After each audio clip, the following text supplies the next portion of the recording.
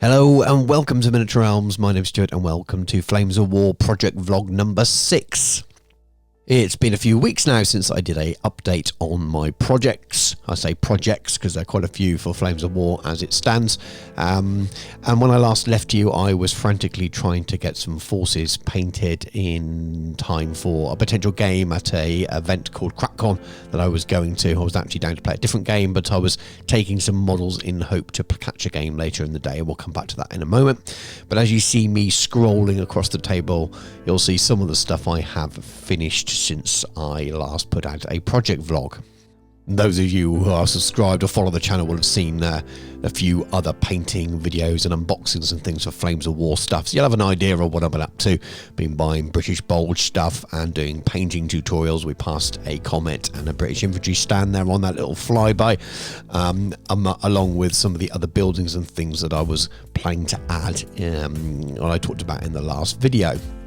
I also painted some of the Battle in a Box Flames of War terrain and actually sort of added some bits to it. That's another video as well, and added a few more wrecked buildings which you can see, and I think I talked about planning to do that in the last vlog.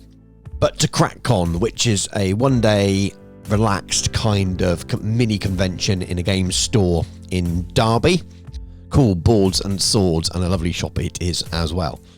It's hosted by the guys from the Plastic Crowd podcast, which you can find on YouTube. I was there to play maybe multiple things, maybe just one or two, wandering around.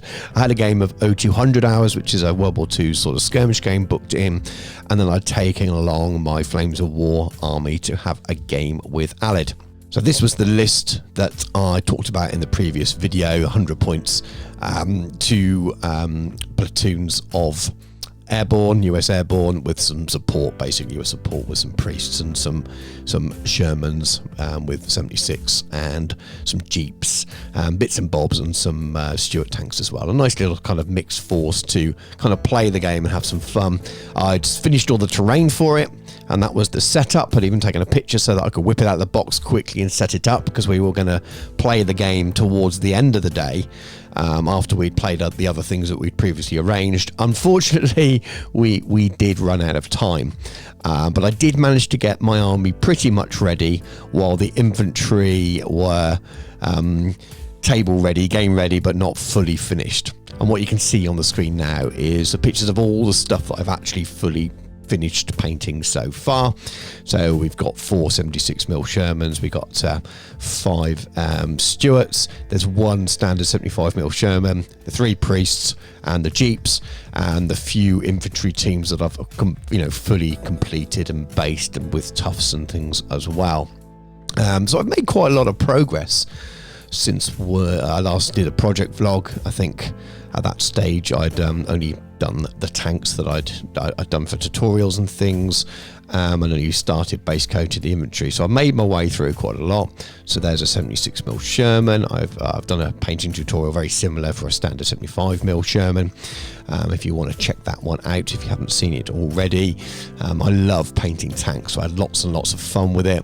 I've also, as I said, painted a full set of 5 M5 Stuarts.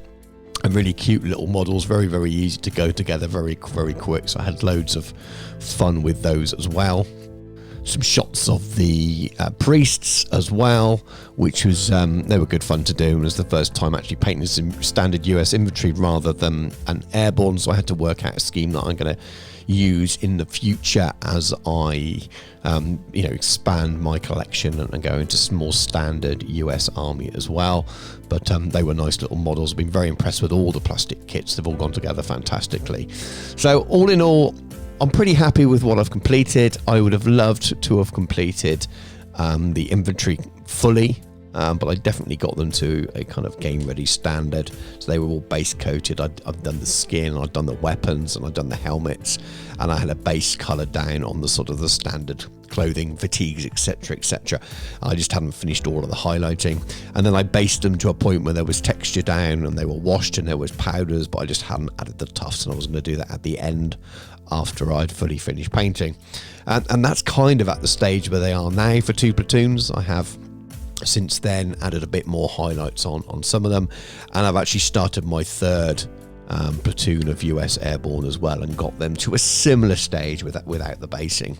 So we're getting there slowly, and the plan is by the end of November, it's kind of early November as I'm recording this, by the end of November to get all of the airborne done. That's all the infantry, including the support teams and things as well. And you can see here with some shaky cam the stage they're at now, essentially. So they're quite advanced. They're definitely gameable, apart from the ones that aren't based at the back. This is the rest of the stuff that I'm going to do before I start German. So I've got one more 76mm Sherman, and then I've got lots of standard 75mm Shermans, which I'll need for an upcoming project. And all that leaves now unpainted or unstarted for the Americans are these three sets. So the 81mm mortar platoon, the M4 Sherman 105mm, and a recon patrol. And those were for my more kind of armoured list. And I'm going to sit on those now for a little while I kind of pivot towards the German side. As I'll know, I'll come back and want to do some standard US Army, so I'll probably pick up on those when I do. So this brings me on to what I'm moving to next, really. So using the airborne, I want to do a couple of games, very historically narrative, fun games based around Carentan, about the US airborne there. So I want to do something that's to do with the attack, and then a second game that's to do with the counterattack by the Germans.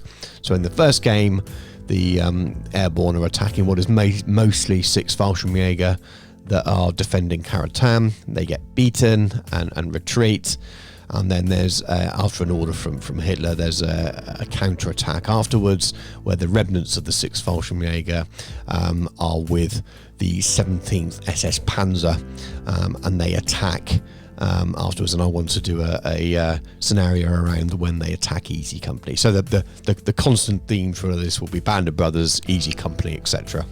So you'll see I've picked up a couple of books there. So here is a Carentan, which I had a little thumb through that when I was at the D-Day Museum down in Portsmouth recently. I had a family holiday, visited the D-Day Museum, which is brilliant. Also visited HMS Victory, which is completely non-World War II, but was incredible.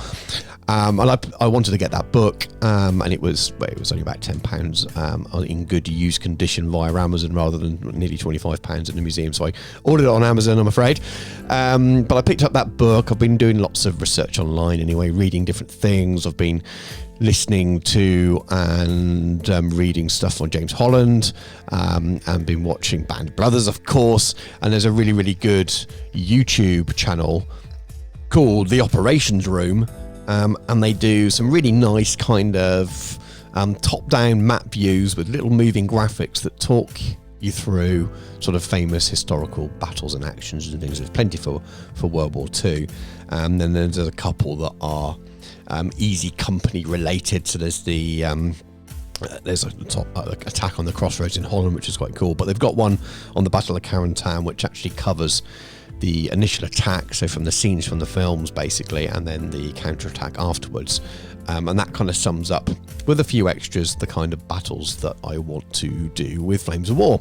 I'm probably going to expand the attack a little bit, but the sort of the counterattack game, I think I can do quite easily with Flames of War. So those are going to be fun. I'll pop a link in the show description of that video for the Battle of Carentan. Now the US list is going to be fairly easy. It's going to be 101st Airborne. It's going to be Easy Company related.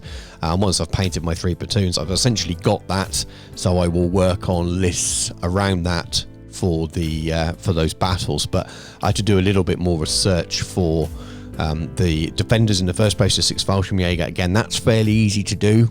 It's obviously an infantry-based list, and that's quite easy to sort of decipher from Flames of War list building. So I just need to make a final decision on the scenario and how I match up the lists. I need to do a little bit more digging around to find out what the 17th SS Panzer had.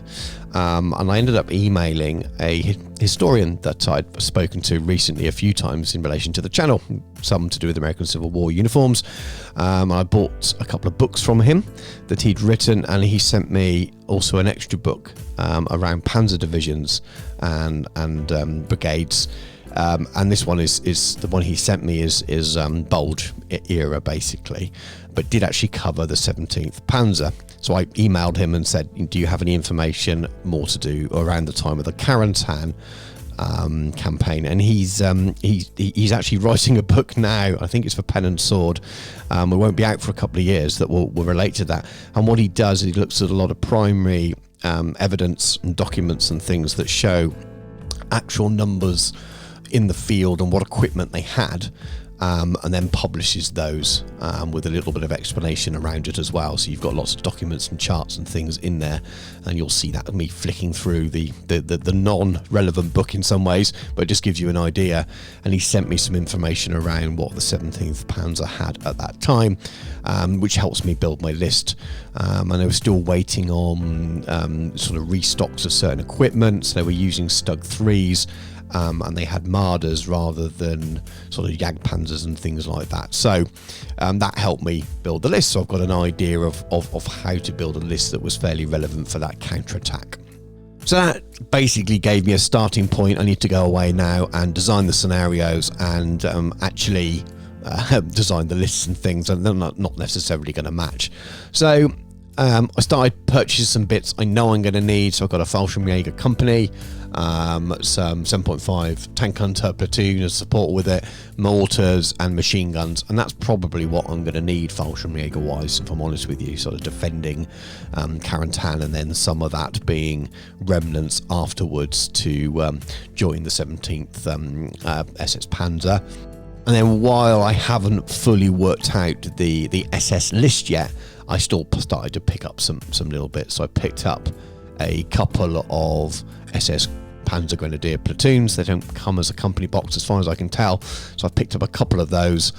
And then I've picked up a box of Stugs. I've got some more on the way. And I've picked up the boxes is the Hetzer tank hunters, but they also make the Marders, that kit as well. To sort of match the what was shown in their unit strengths and what equipment they had at the time. So that's it, really. That's as far as my plans go for now. Most of it is in my head, and I hope by the time I do the next project vlog, number 7, the plan will have been to have finished painting all the stuff that is half painted that I've shown you in this video. So all my US airborne. And then the support elements of the tanks I haven't finished because I need M4 Shermans. I think the 2nd Armoured Division supported the 101st Airborne, especially in that by the time of the counterattack on Carentan. So the priests will come into effect, and so will the standard Shermans and things as well. So I need to get those painted. But quite luckily, the stuff I was building towards anyway is the kind of stuff I'm going to need, which is fantastic. So the plan for by the next vlog will be to work out 2 scenarios and lists for both sides for each. What point size and things are going to go, I'm not sure yet. The actual attack on Carentan might be slightly smaller. It's mainly going to be infantry based, but the other game, the second game, the counterattack, can be a little bit larger as well. So I'll be adding in tanks for both sides, and obviously removing lots of Fallschirmjäger and adding in SS as well. So we'll see how it goes. So, but I've been basically painting lots of Germans that I hadn't planned to.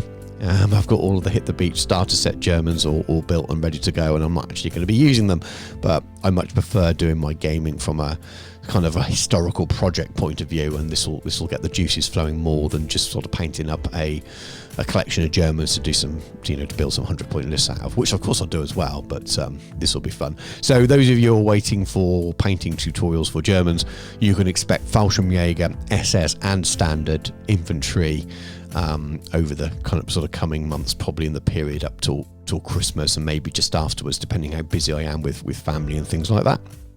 Now I wanted to do a couple of shout outs actually. I wanted to shout out Christian over at Painting Panzers, who has an absolutely fantastic YouTube channel. Loads of really good painting tutorials on there. He's an awesome painter and the tutorials are fantastic. And he's just started to add a few list building for Flames of War videos as well. And I have no idea why he's only got 520 subscribers at the point of doing this video. I'm not sure what's happening there. So go over, subscribe to his channel, watch his videos. If you like my Flames of War videos, you'll love his. So go and check him out.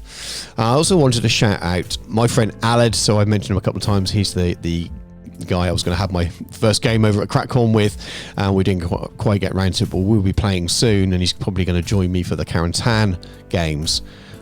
He's in conjunction with Battlefield Hobbies has been arranging some kind of sort of open play days over the course of the autumn period. So do head over to Battlefield Hobbies, and if you're in the UK, and check that out, and see when the next open play day is. Just kind of get together friendly games, so rather than a tournament, but just to arrange an organised play day where people can get together and play some Flames of War, which is quite cool. So I'll pop links for Battlefield Hobbies and for Painting Panzers in the show description as well. Well, thank you very much for watching. Hope you've enjoyed the video. As always, if you have enjoyed the video, a like and maybe a subscription to the channel will be greatly appreciated. It really does help me out and shows me that you're enjoying the videos. Please do comment below. I'd love to hear your input on what sort of lists, if you know anything about Carentan, any documents, any books you think I should read, any references, etc., etc. Any ideas of how you may have approached more historical side of gaming rather than a sort of 100-point match tournament style gaming with Flames of War. Anything at all, I just love to chat in the comments, so please do get involved with that kind of stuff. Also, painting questions or comments and things, as I say, check out my painting tutorials and the other videos on the channel. There's quite a lot now for Flames of War. I've done a couple of British ones recently. I've got a lot more stuff I've purchased recently that I haven't covered in this video.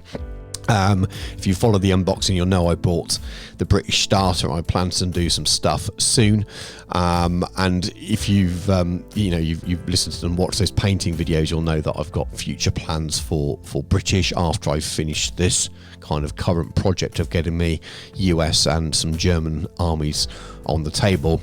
I'm going to do some late war British as well, and also do some North Africa stuff, which with the recent restock on the Battlefront website of a lot of the mid-war stuff, including infantry for mid-war North Africa stuff, I may have ordered a few things which will help that as well. So I will be covering a wide range of conflicts with Flames of War over the coming months and hopefully years. But anyway, thank you very much for your time and watching. Take care, and I'll catch you soon.